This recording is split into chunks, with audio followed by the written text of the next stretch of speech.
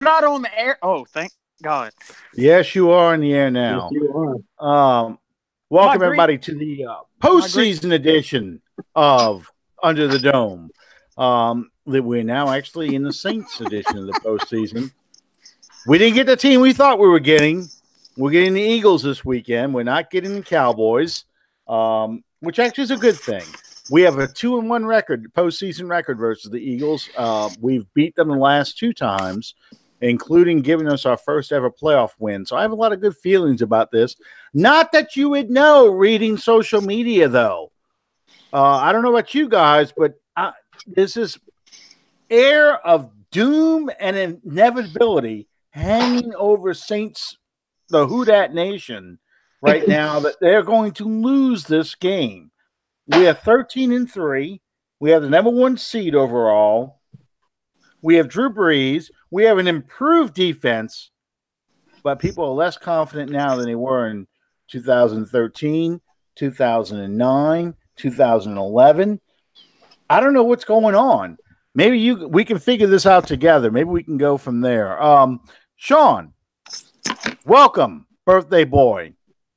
Um, Sean is now officially 21 years old, so he can legally drink. For like at least the second time. There we go.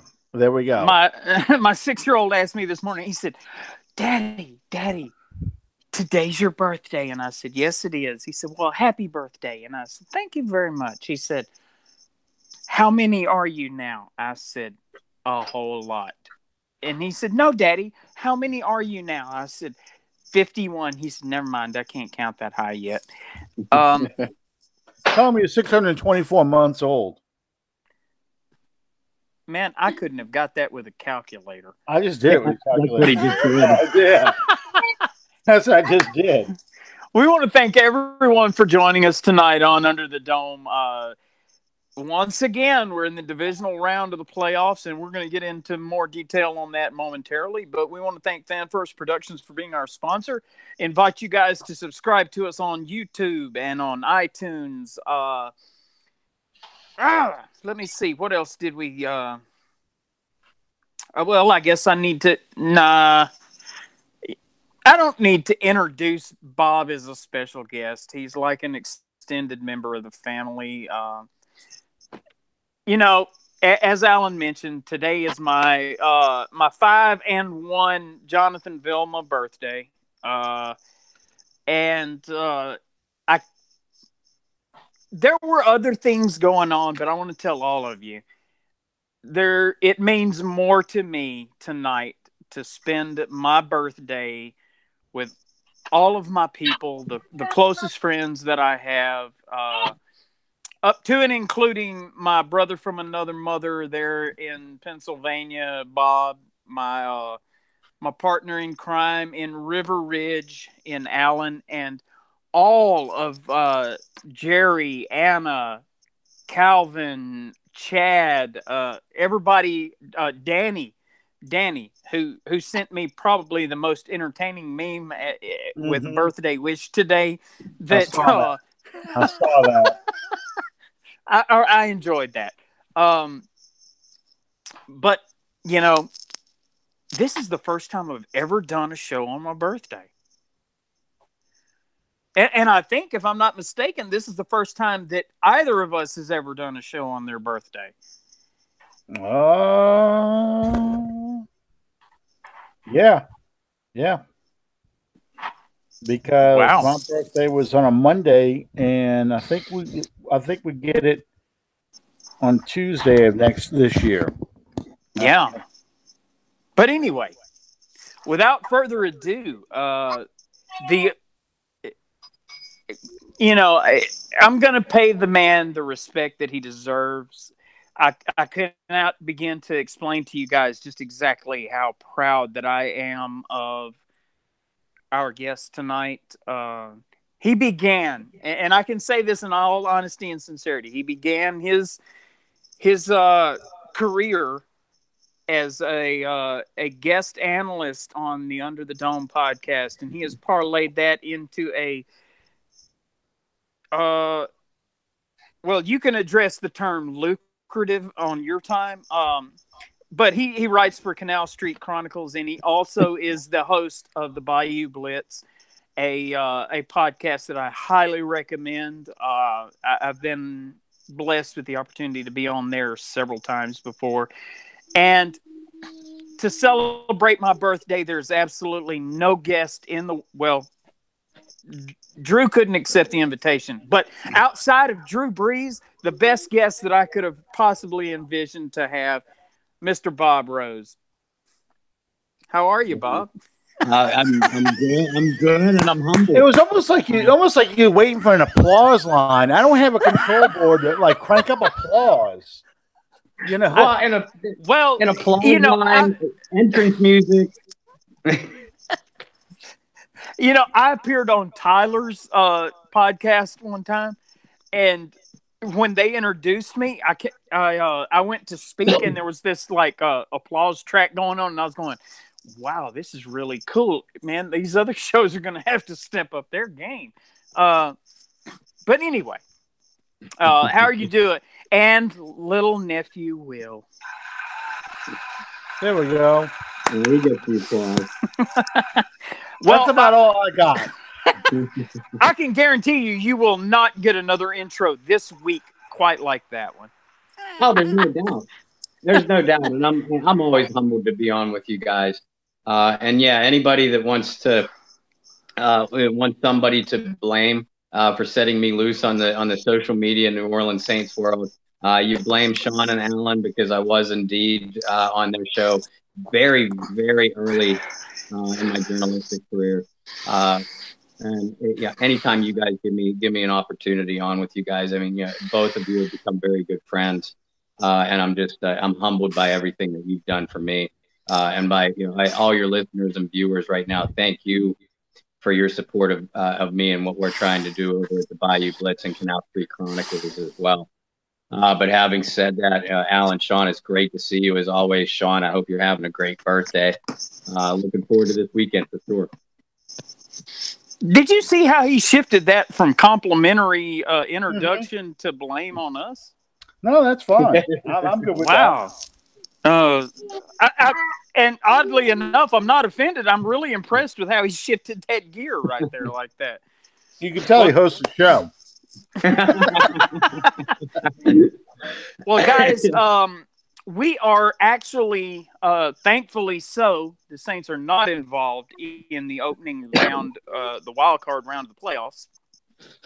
But we saw the Indianapolis Colts, the Dallas Cowboys, the Los Angeles Chargers, and the Philadelphia Eagles move on beyond the wild card round to advance to the divisional round. Was there anything about this wild card weekend that stood out to you? Outside of the Philadelphia Bears game, we'll save that for later because that directly pertains to our game. But of the other three games, was there anything that really stuck out to you guys? Yeah, everybody's offense sucks. I mean, to be brutally honest, it was a painful watch because I just did not see it. And that leads into what we were talking about, what I was bringing up to begin with. I saw a lot of defense, but at the same time, I saw offenses that couldn't get out of their own way. They drive down the field, make some plays, and then not score. The Chargers game, for example, they were playing blackjack, with field goals. Hit me, hit me, hit me, hit me. First one of 21 wins, and it was it was hard to watch these games, and I think that might be what people worried about this Sunday with the Saints, because the Saints play the last game of the divisional round, and they're worried that given the past few games, not counting that exhibition game that we had to sit through to end the season with Carolina, but I'm talking about the first Carolina game and the Cowboys game, and to a certain extent the Steelers game, where the Saints offense was really having trouble scoring a lot of points. I think that's why people are really nervous that this is going to be a slugfest, low scoring. One mistake will cost you the ball game kind of playoff game, because I think that's what we saw in a lot of these other games this weekend. Bob, how do you see it? No, I'll agree with you. All four wild card games were very difficult to watch. No, you guys, along with myself, we've been watching football a long time. Not only New Orleans Saints, but just football in general. And we know that the defenses really step it up come the postseason time. The game, the mistakes get magnified. The players play with so much more intensity. But another thing that stuck out to me, more than just generally the offense is sucking, were the ultra conservative game plans by everybody. I was reading some things on the Seattle Seahawks message board, and they were really and rightfully so frustrated with their offense. And I worked up the bravery, knowing that I would get ambushed, but I worked up the bravery to comment. What the hell do you want when you have a Schottenheimer on your coaching staff coaching your offense? And Brian Schottenheimer, the Seattle offensive coordinator, he should be fired after that game, in my opinion. But they played the game exactly like Marty Schottenheimer's old Cleveland Browns and old Kansas City Chiefs. Mm-hmm. They played not to lose. And when you do that, you're going to lose the game. The Chargers, they played not to lose. The Bears and the Eagles.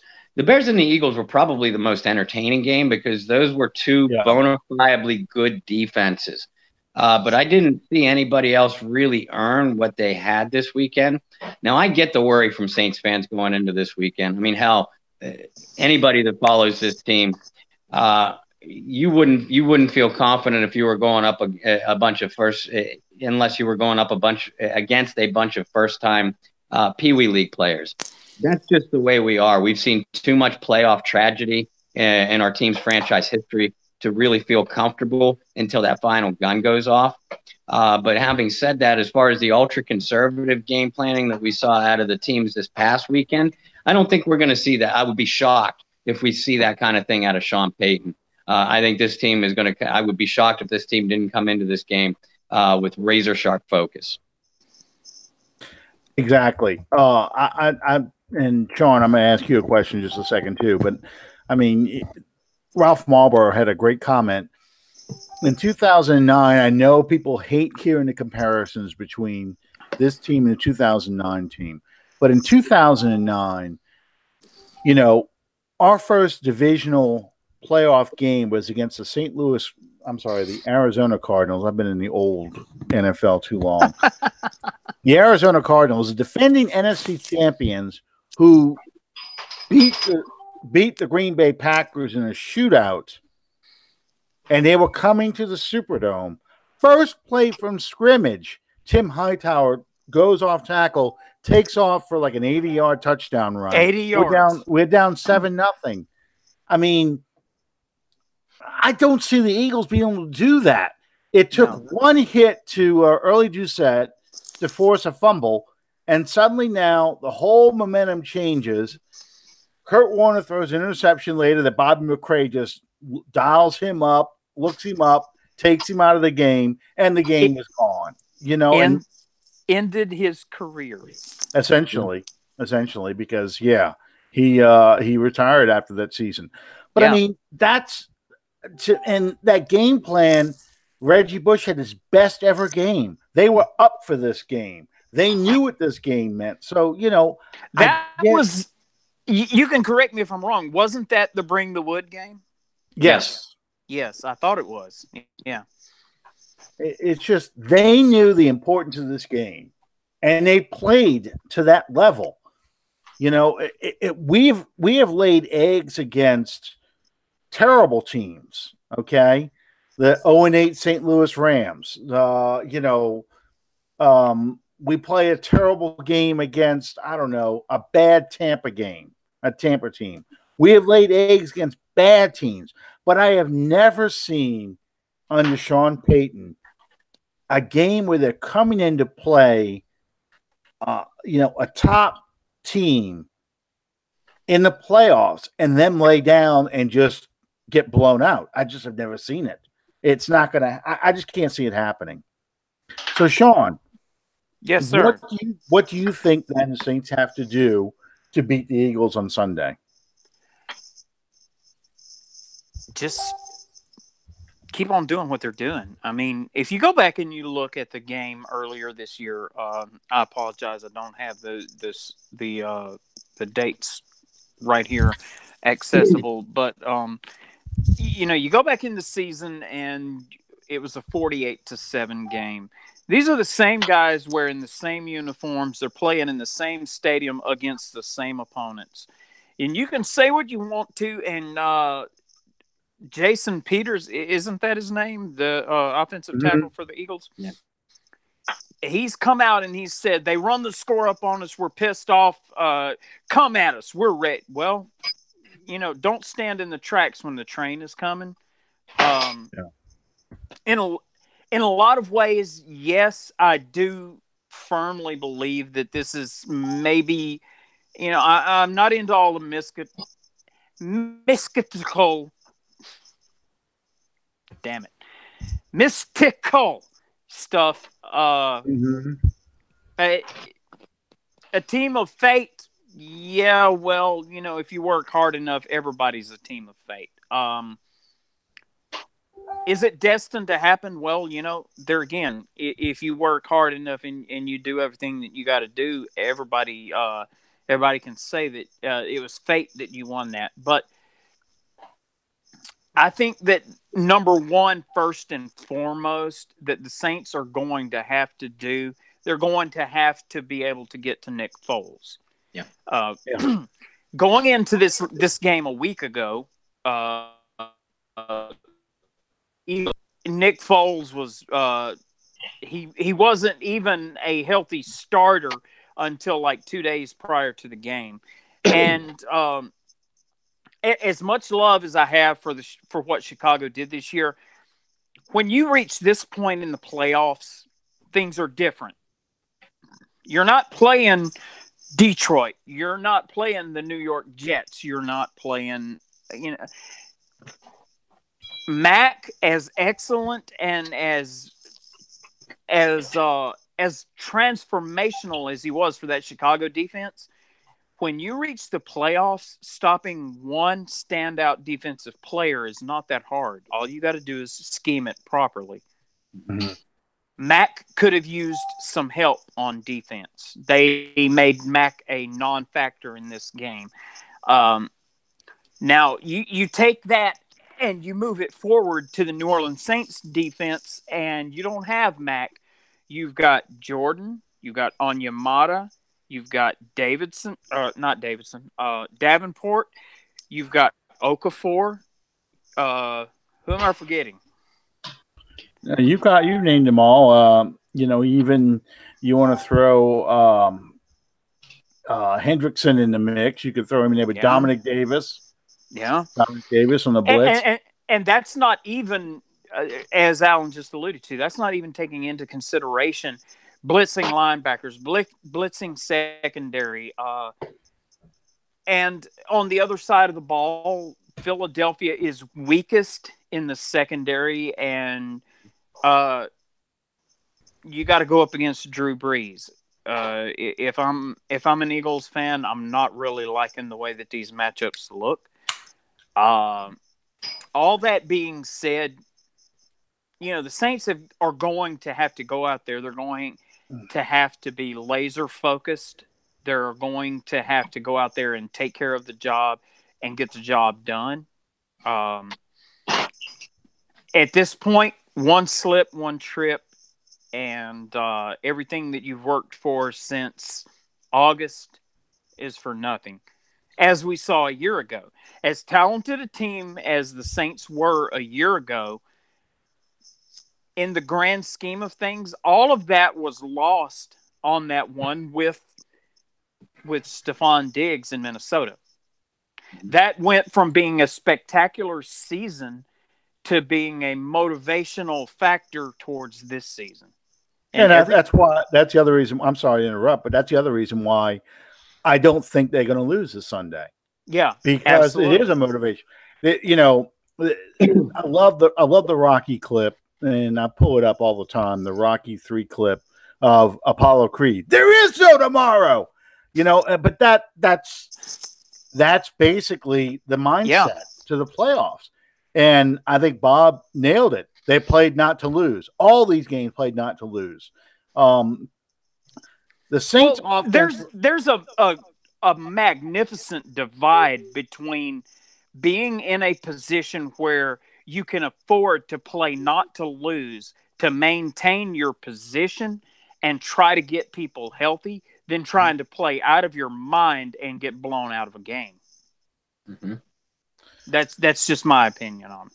Well, I can't see the Saints doing that. I do see the Saints doing double reverses. I see, Taysom Hill having one of these, a direct snap to the up back, run up the middle on 4th and 5, and picking up a first down. I see that kind of stuff. I see Sean Payton pulling out every trick he knows in that playbook, designing specific offensive plays to target whoever is the worst player on the Philadelphia defense and to attack them often. I mean, that's his mindset.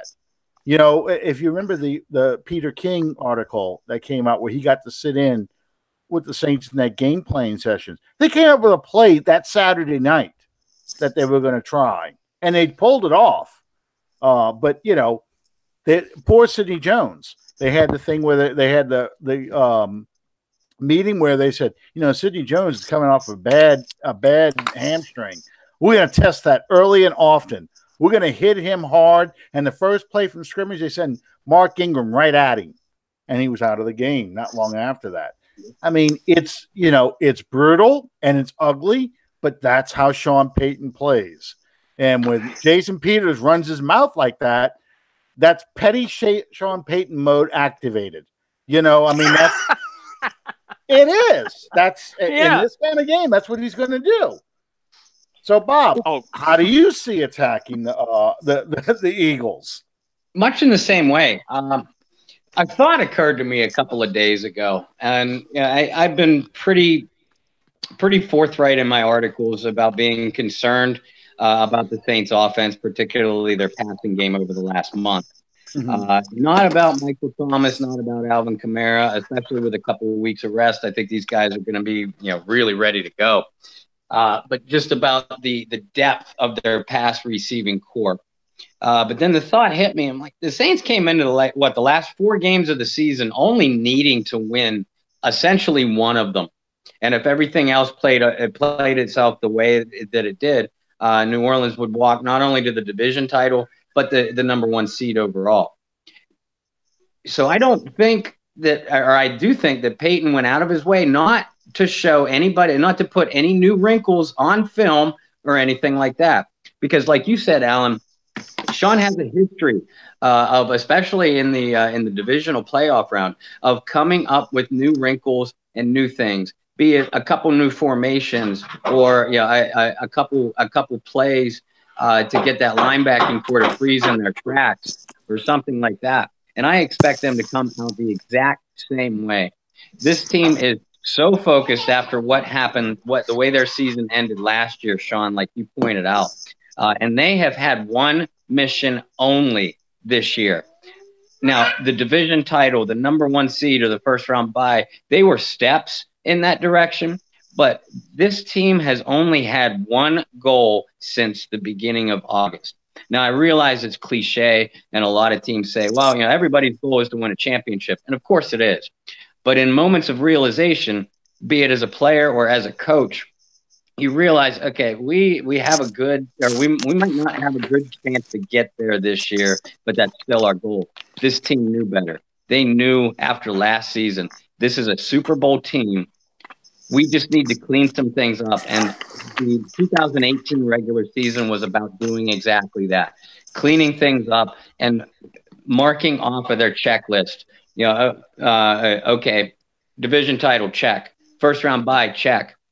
Number 1 seed, check. Well, what's next on the checklist? The divisional playoff opponent, which, by the way, petty Sean Payton used to be on the Philadelphia Eagles coaching staff. Let that not be lost. Anybody who hasn't read Sean Payton's book, first of all, I highly recommend it. It's an entertaining read. Oh yeah. But he does talk about, now he of course pays respects, but everybody that he used to work for, he has a little bit of a chip on his shoulder, and the Philadelphia Eagles are one of those teams. Yeah, the Saints are 2-0 in the playoffs under Sean Payton against Philly. Like you pointed out before, Alan. I think that they're going to come out. I don't know if I see another 48-7 game, but it would not surprise me at all if the Saints won by 2 or 3 scores. This might be potentially the biggest blowout of the divisional playoff weekend. And to just throw one more cliche out there, Alan, you'll have to check me on the date and all that, but seems to me like I remember maybe the first Saints playoff win what came against a certain defending Super Bowl champion. Yep. The greatest show on turf. December 31st, 2000. Hakeem dropped the ball. Hakeem dropped the ball. Yep. That didn't go much further, but it's still the greatest radio call in Saints history. I like it better than no. I got to disagree with you. Hearing just the absolute emotion in Jim Henderson's voice when Garrett Hartley kicked that kick in the NFC Championship, hearing him sit there and go, "Pigs have flown, hell is frozen over." Oh man, and you know that unlike a lot of radio people, you know that with Jim Henderson, that was not contrived and that was not made up. Know that was as genuine as it got. Yeah, that's why that'll always be. And I mean the interception in the Super Bowl by Tracy Porter, that was great. That sealed the win and all that.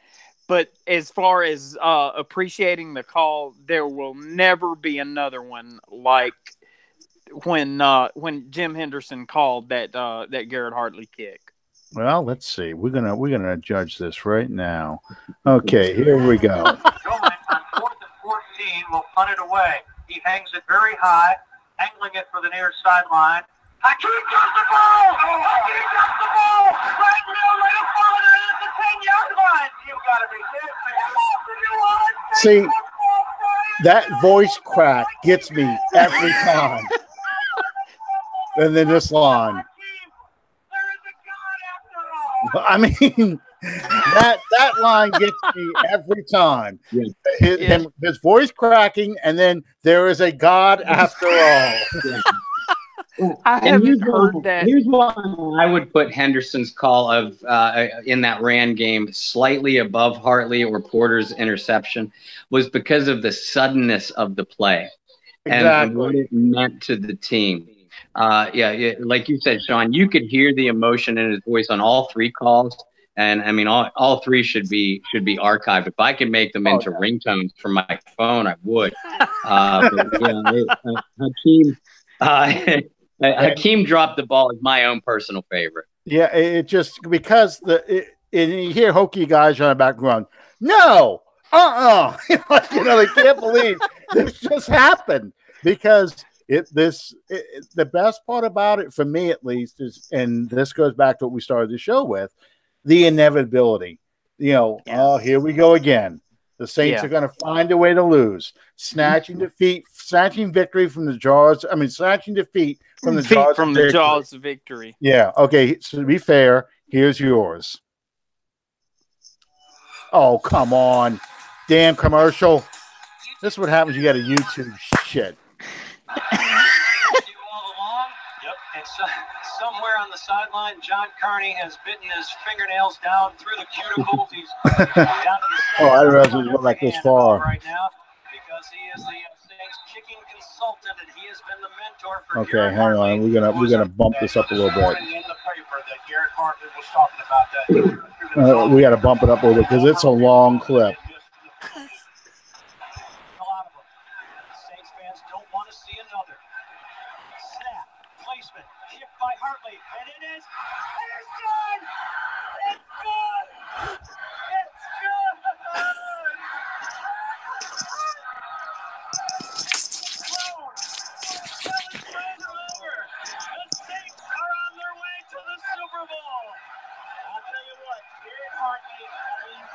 That's just Oh, wow. it is. It's a great moment. Wow. And of course, I was at that game, and I had, I was kind of like, if you ever seen the old NFL films of the old Cleveland Browns coach, Sam Rutigliano, I'm hunched over with my hands standing up, with my hands on my knees, just going, come on, baby, one time, just hit this thing clean one time. And I will give Bob $1 if he can tell me who Sam Rutigliano's quarterback was. Ryan Seif. you owe him a buck. It's in the mail. Yeah, you owe him a buck. I should have known better than that. Brian Seif, he wore number 17. He went on to play for the New Jersey Generals in the USFL. When he left, the left-handed Paul McDonald, who wore number 16 and played at USC, replaced him. There. Any questions? Wow. What were the Browns called in the 1980s or 1980? Cardiac Kids with a K. Cardiac Kids, yeah.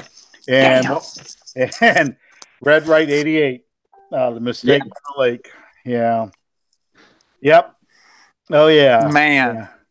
I can remember watching Monday Night Football. Brian Sipe against Terry Bradshaw in man, those were some battles.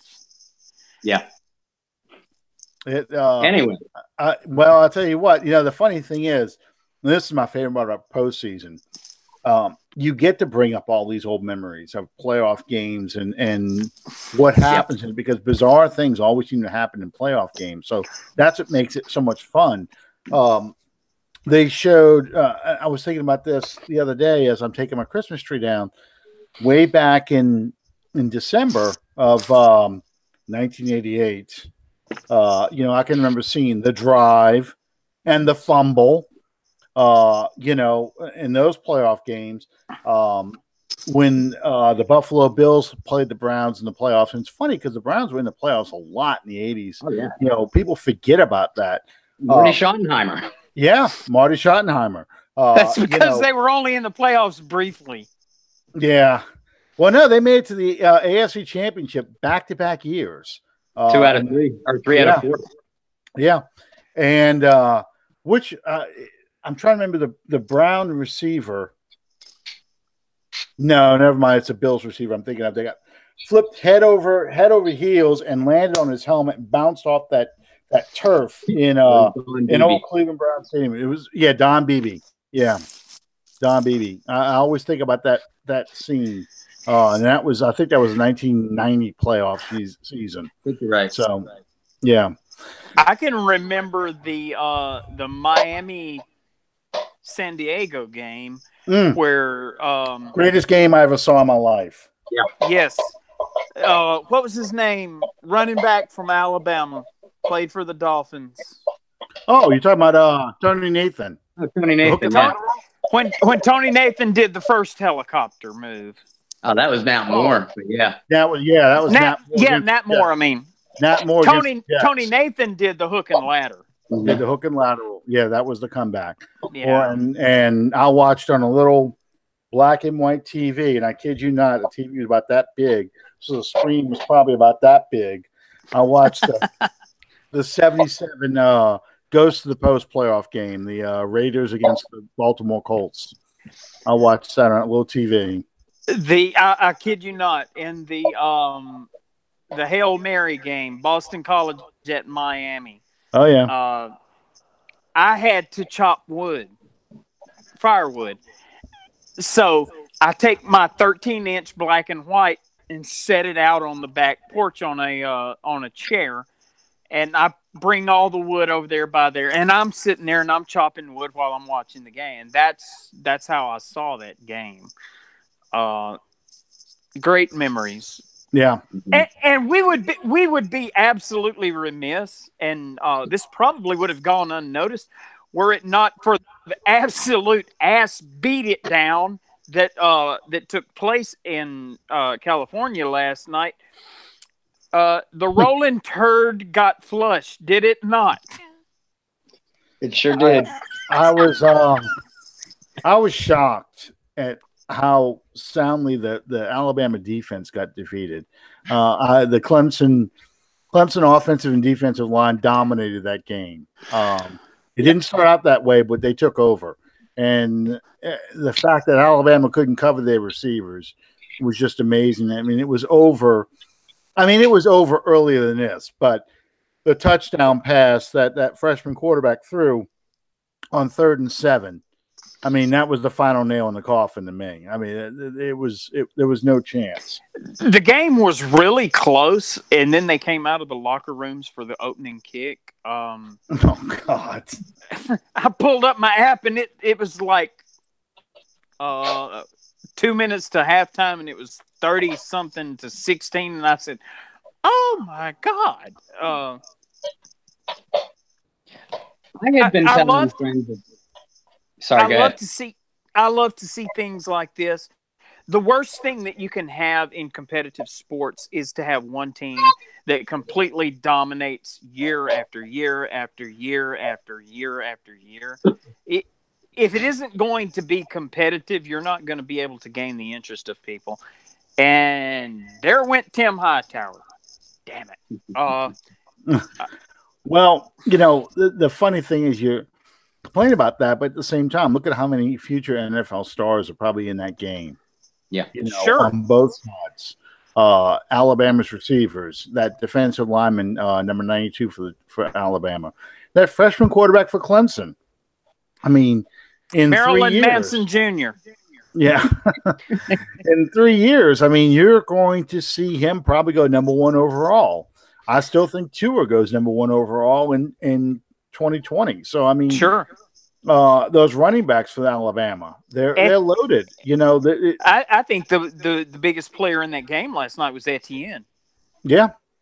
I mean, that we're going to look back at this game, and although it was a blowout, kind of like how they look back at that USC Texas game, at how many NFL stars come out of that game. So, and I just want to take this opportunity to tell our longtime friend Calvin Griffin, Calvin, the tide ain't rolling.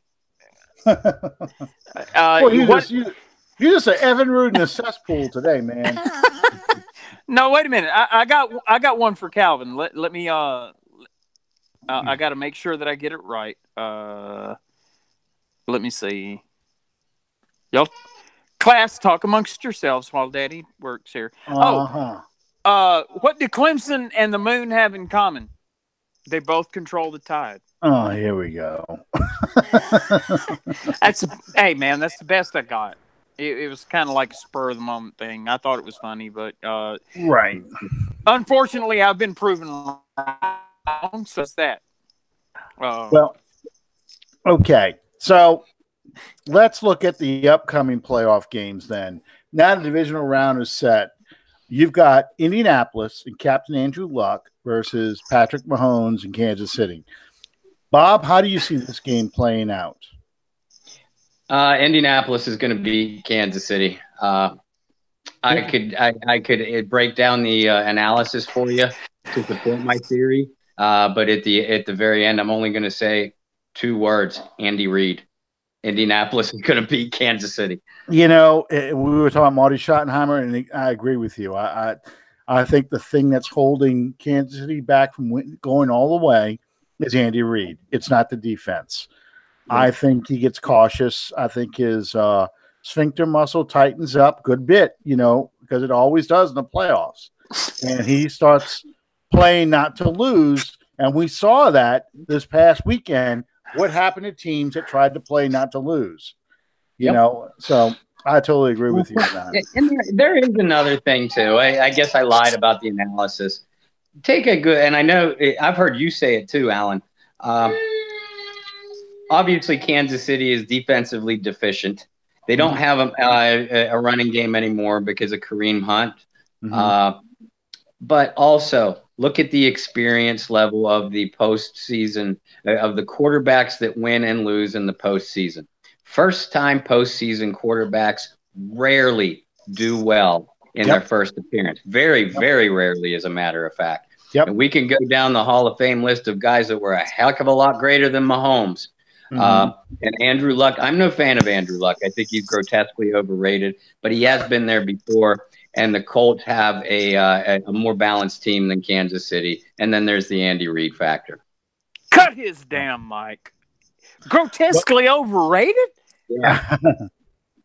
How can you be a quarterback in the NFC and be grotesquely overrated? In the AFC? Or you mean NFL? AFC. Did I not pronunciate right? No, You did not. Well, it is my birthday. Well, I agree with you on a lot of those points. I don't agree that Luck is overrated, but I do think that the playoff experience, besides in the wild card round, the playoff experience does have an impact. I think that's why, except for Dak Prescott, because Russell Wilson, of course, has more experience than Dak Prescott. But in the wild card round, we saw that Lamar Jackson lost to Rivers. You saw Trubisky lose to Nick Foles, and you saw Watson lose to Luck. And I think that probably carries over to the divisional round for this game. Between Andy Reid, that defense, the lack of a running game, and Mahomes' inexperience in the playoff level, I just feel like the Colts will win as well. Sean, I'll give you another one. How about the Dallas Cowboys and the Los Angeles Rams? How do you see this game playing out? Has anybody seen the movie Brokeback Mountain? Oh my God. If there's a team outside of the Saints that absolutely is capable of taking down the Rams, I would say that it would be the Cowboys because they have that defense. God doesn't hate us this much, though. Well, I mean, if you go back and you look over the past couple, maybe say month of the very end of the season, look at the performance of the Rams. Jared Goff took an incredible nosedive. Todd Gurley looked to be exactly what he has been, which is an overworked asset that is really tired. Did you just call Todd Gurley an overworked ass? He was getting there. He deliberately mispronounced asset. I had to. I thought for a minute he was going to say ass hat, but he said asset. So, I said asset. The accent on the ass part. Yeah, I got you. I see how you're going with this. Y'all making fun of my dialect now, huh? Yeah. But seriously, the Rams are tired. Jared Goff is he's not a rookie, but he's not much more. He has no experience in the playoffs aside from choking to Atlanta last year. More talented team than what the Falcons had. They lost at home to the Falcons. If you didn't see anything from any game this weekend, look at the Bears Eagles matchup. When you get to the postseason, you need experience. Experience is worth its weight tenfold in the playoffs, especially when you're talking about the position of quarterback. If you need proof of that, Mitch Trubisky guided his team to a division title over the course of the year and performed like the village idiot against a depleted Philadelphia Eagles defense. He threw for over 300 yards and got down to field goal range with 2 pass plays. So I don't know if he performed badly so much that they got conservative. They got conservative when they got into the red zone. I think that was the problem. At the same time, when it gets right down to it, you have to perform at a higher level in the I would. postseason. I agree with that. I agree with that. Um, That take. um, I didn't see that from Trubisky.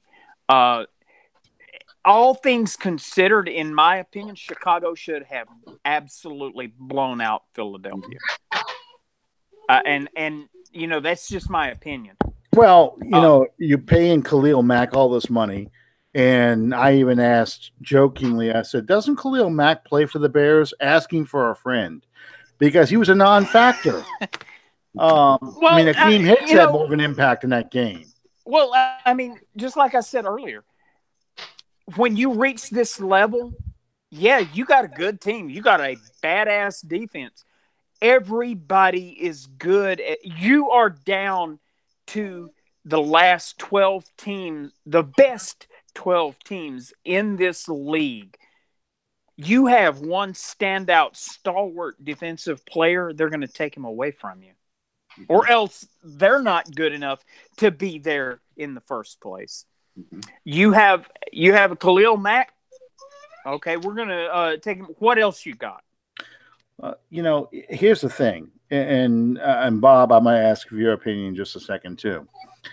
I watched all the Americas games many, many times over. Okay, and I think it's either Super Bowl I or Super Bowl II, which one of those two Packers teams. It's probably the '67 Packers team because that's the one where they interviewed Jerry Kramer. But Jerry Kramer was talking about how when you're playing in the regular season, you always leave a little bit in you for the next week. And when you get to the playoff level, you can't afford to leave that little bit for next week because there may not be a next week. That you've got to lay it all out on the line every time. If you're an elite player, you need to play like an elite player in the most important game of the season. You think about Reggie White, for example. What did he do in the Super Bowl against the New England Patriots? 3 consecutive plays, he went in there and sacked Drew Bledsoe. He did all his famous moves, the hump move, the swim, all that stuff. He laid it all out for that game. And I think that's what the Bears didn't do in this game. They left a little bit behind because I think they assumed incorrectly that they should blow out the Eagles because they thought they were a better team and didn't leave it all out there. And they let the Eagles hang around. And the Eagles came back and got them. Mm-hmm. And that's why they had to leave, rely on a field goal. And that's the thing I worry about with the Rams in this game. Because I think the Rams are a lot like Khalil Mack in the Eagles game. They're going to go out there and leave a little bit tucked in because they're looking ahead to next week, thinking that we got to play the NFC Championship game probably in New Orleans. There's a small chance we could host it, but probably in New Orleans. So we need to save a little bit for that game because that's the game we really want. And they forget about the game they're playing. And that's when the Cowboys beat them. I'm torn in this game because on the one hand, I want to play the Rams because I really don't feel like hearing another week of how about them Cowboys? We them boys. We don't need to hear that.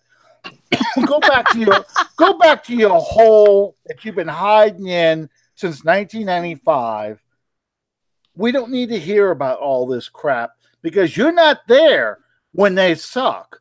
We don't get to hear from you when they suck, but when they're good, oh yeah, that's been your team. That's my team. I'm with them. You're ass. I don't want to hear that stuff. So, yeah, on the one hand, America needs to be put out of their misery and no more Cowboys dialogue. But on the other hand, I'd like to get that revenge game. I want us to win this week, and then we get the revenge game in the NFC Championship because that would be so sweet just to put the bullet in their head right then and there. Bob, to be blatantly blunt and to the point, I don't give a shit. Pardon my French. It's too late. I don't care about revenge. I don't care about redemption. The only thing that I care about, right? Yeah, I tell hear him, you, nephew. Will. I hear Tell you, him, Will. nephew. I can't find my ring. The only thing that I care about right now is jewelry. Yeah. Go to Atlanta, spend a week in the Falcons training facility, take plenty of pictures. Stand there and watch in the Georgia Dome as the grounds crew peels that red and black garbage off of the field and lays out that smooth black and gold for the end zone. At this point, if you don't wind up in Atlanta on February the 3rd, doesn't matter. 13-3 doesn't matter. Number one seed, irrelevant. If you don't get to the end of the line, none of that makes a bit of difference. Last year we won the NFC South. Fantastic, great, all right. Let's shake hands. Let's get the brooms out. How much did those brooms matter when we went to Minneapolis? All I'm saying is this: yes, it's. I've always been one of those guys that you make the playoffs, fantastic. That yeah, okay, you make the playoffs just to get the crap kicked out of you and get sent home in the first round. What the hell did you do? Uh, You described the you Jim Moore years just now, so I'm just yes, yeah, telling. absolutely, and absolutely. You know, if you're not there to win, uh, and please, all of my family members that are watching, please pardon me and forgive me.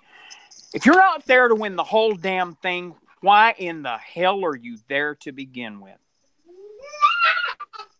It nobody remembers second place. Yeah, you're right. I get you. Um, Who lost the Super Bowl 2 years ago? 2 years ago, Yeah. that would be the Falcons. Well, that's I that's mean, tricky. you asked. Who who who lost the Super Bowl 5 years ago? Don't Google it, Alan. I'm not Google. I had to think about who was playing in that game 5 years ago. See That that been, that but I go in reverse. I don't remember who won it. So I'm trying to remember who lost it. Was that? But you get my point. Yeah, Nobody no. remembers second place. And we're reaching the point in this ascension, descension, whatever you want to call it. We're reaching the point in this New Orleans Saints team that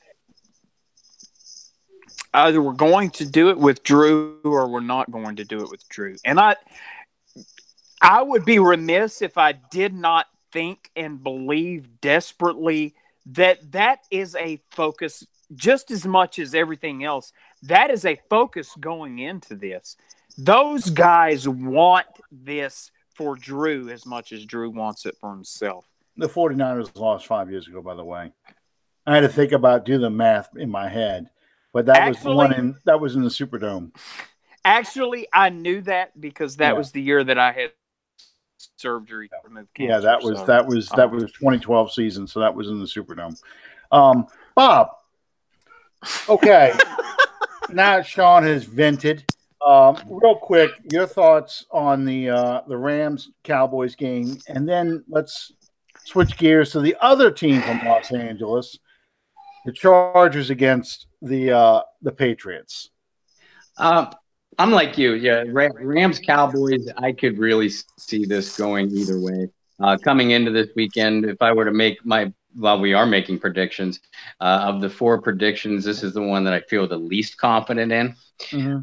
But yeah, Sean, you pointed out how the Rams kind of pooped the bed last year in their first playoff game. We've talked all night about veteran quarterback playoff experience, but that same thing trickles down through the entire roster and up to the head coaching position. And all of those Rams players experienced their first postseason last year together, many of them for the first time, period. And we saw the result. I do think that they learned a little bit from that. And on paper, they're so much more talented than Dallas playing at home, which does make a difference to them, unlike it with the other Los Angeles / San Diego team. But having said that, you look at the Rams, and all year long, they have had tons of trouble with someone who punches them in the mouth. Who'd they lose to? The Bears, the obviously the Saints, and yeah, I'm missing one here. But they had trouble with the Packers and the Broncos, teams that were extremely physical with them. And the Rams kind of wilt under the physicality. And if there's one thing that Dallas is, it's physical, particularly on the defensive side of the ball. I think that the Rams are going to make a couple of plays early and then hold on for dear life at the end. So I'm going to go with the Rams in this one, but I would not be surprised to see Dallas pull it out. Yeah, I totally agree with that because I think the Rams' offensive line, I think like the over the hill gang with the old Washington Redskins, the Rams' offensive line as this season has gone on has gotten tired.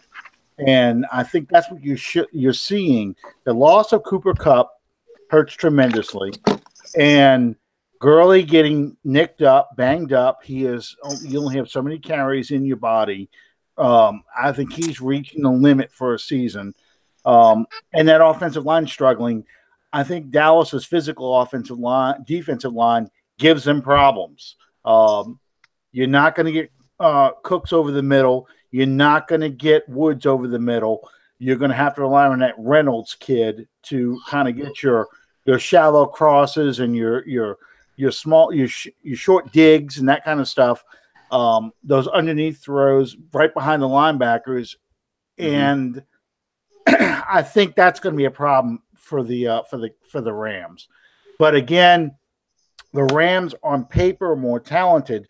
The question is, does their defense step up in this game, make Dak Prescott make mistakes, shut down Elliott, and get a handle on these receivers and make the plays to win the game? Because I don't think the Rams offense is going to do it. I think it's going to have to be the Rams defense to win this game. And that's where I think that they'll make a couple of plays on defense, like you alluded to, and hit just enough big play opportunities on offense early in the game, and then, like I said, hold on for dear life at the end. Yeah. So how about the Chargers now? The LA team that no one likes apparently. How do you see them going up against Tom Brady? Had some stat up I saw yesterday of the quarterbacks that are left in the AFC. They're like 0-14 against Tom Brady. Who is going to blow up the Death Star? Who's going to blow up the Death Star? Who is going to kill the Emperor? Who is going to kill Darth Sidious in this game? Everybody is over against whoever until somebody does it. Yeah, but the fact of the matter is, go ahead, Bob. Are you sure? Yeah. Sure.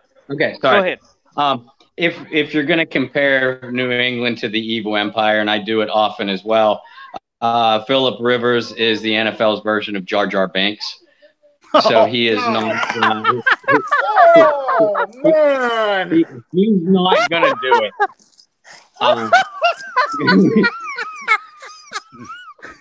He's the quarterback of that Chargers team. Misa clumsy. What? Oh man.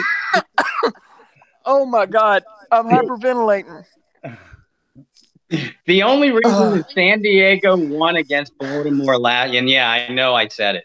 The only reason that San Diego beat Baltimore last week is because John Harbaugh and Lamar Jackson didn't rediscover what the forward pass was until the fourth quarter. Other than that, Philip Rivers has always been a playoff disappointment, and he went right back to the dink and dump and turning around and whining to the referee on every friggin' play. So you want Big Bamba. You want Big Bamba from Philip Rivers. I got you. But no, the Patriots are not nearly what they once were, but they're at home in the playoffs, and this is the NFL, and I say that with a rolling of the eyes. The Chargers will not beat New England in New England. Yeah. Well, I'm going to take a different approach there. To me, I think if we're all honest and we're analytical in this, the New England Patriots are the weakest that they have been in years. Yes. They are not the team.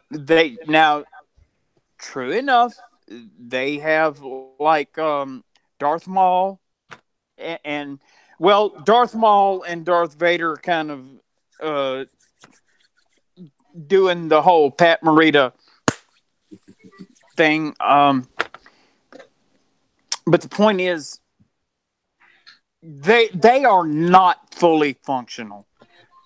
Now, I think that the key to this game is going to be who gets off that bus, who gets off that San Diego Chargers bus on Sunday. If you get off of that bus at Gillette Stadium and you already have your ass whipped, so be it. And over the years, we've seen that too many times. We've seen talented Indianapolis Colts, Denver Broncos.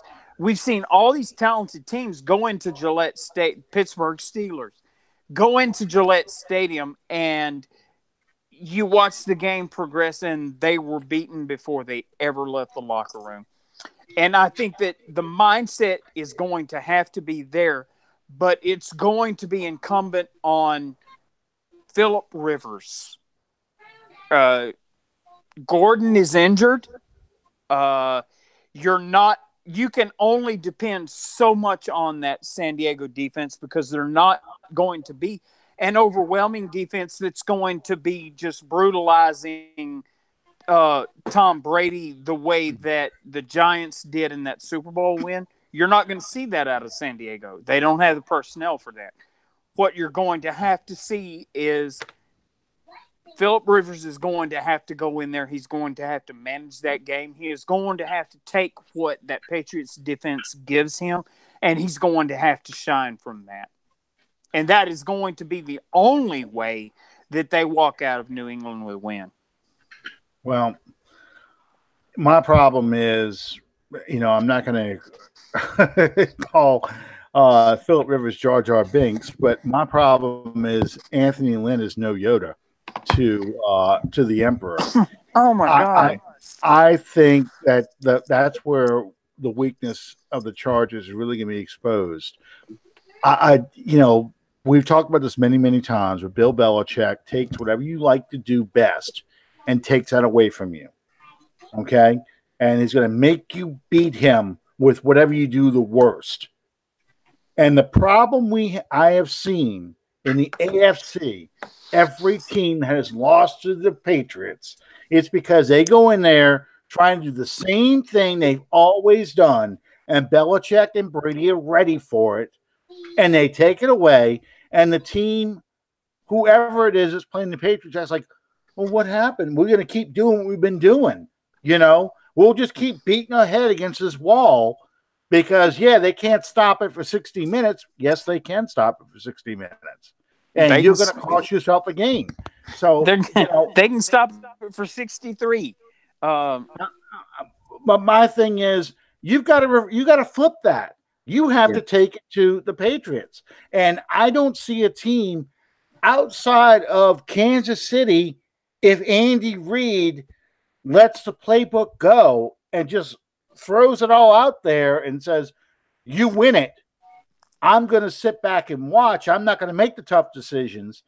I don't see a team that's going to do that to the Patriots.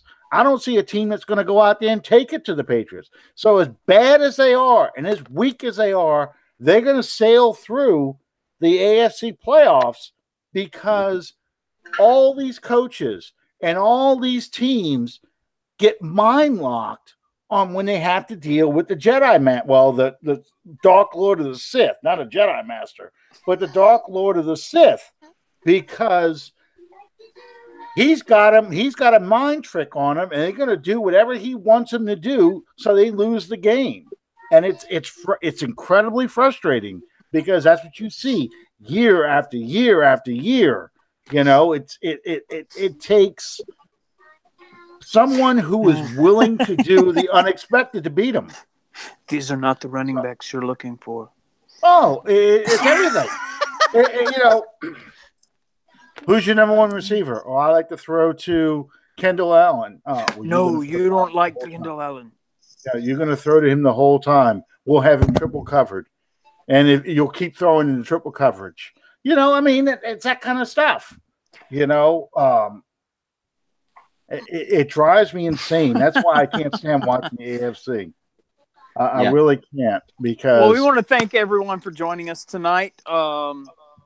Thank you guys. Just a moment for my personal thing here. Thanks, Bob. Thanks, Alan.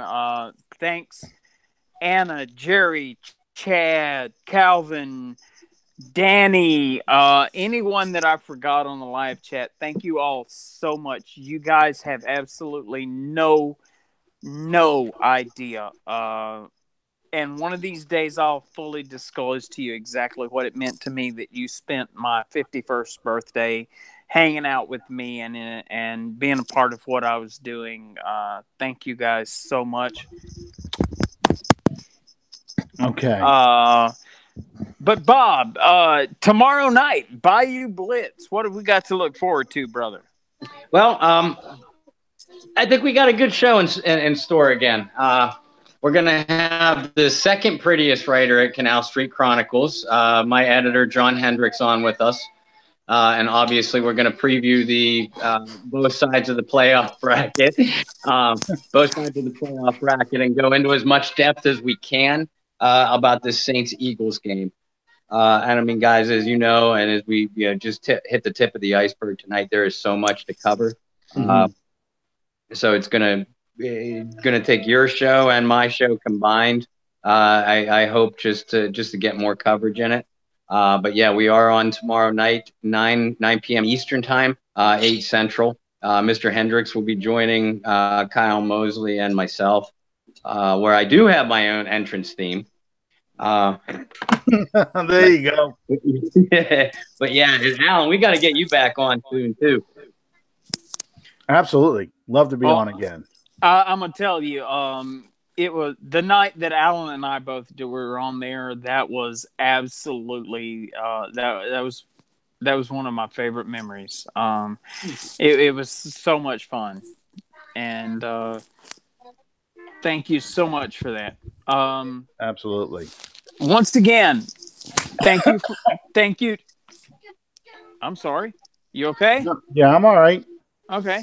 Well, we want to thank you guys for joining us. Thank you to Fan First Productions for sponsoring us.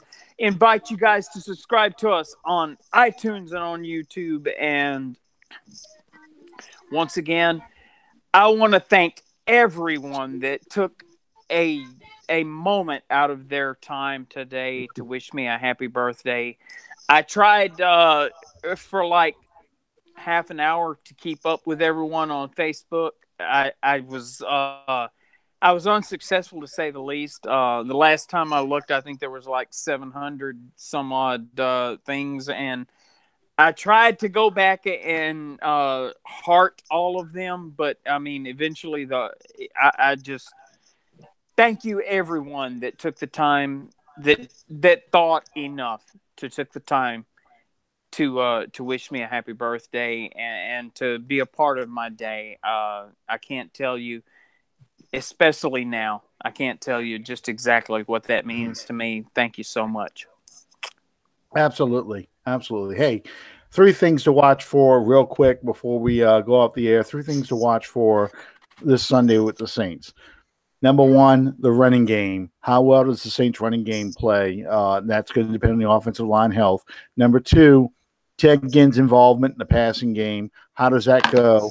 And number 3, the Saints defensive front 7 versus the Eagles. I know the secondary, we have to worry about that. But to me, if that front 7, because Foles has not been touched much since he's started. move into the starting position. If the Saints front seven can shut down the run as they always have been and get to Foles and pressure him to making bad throw because he holds on to that ball a long time, it's going to be a great game for the Saints. If not, it's going to be a shootout. So those are the three things I think we need to look for this Sunday against the Eagles. Guys, thank you guys both for being a part of this. We will see you next time on Under the Dome. Good night, everybody. Thank you, guys. Love you all.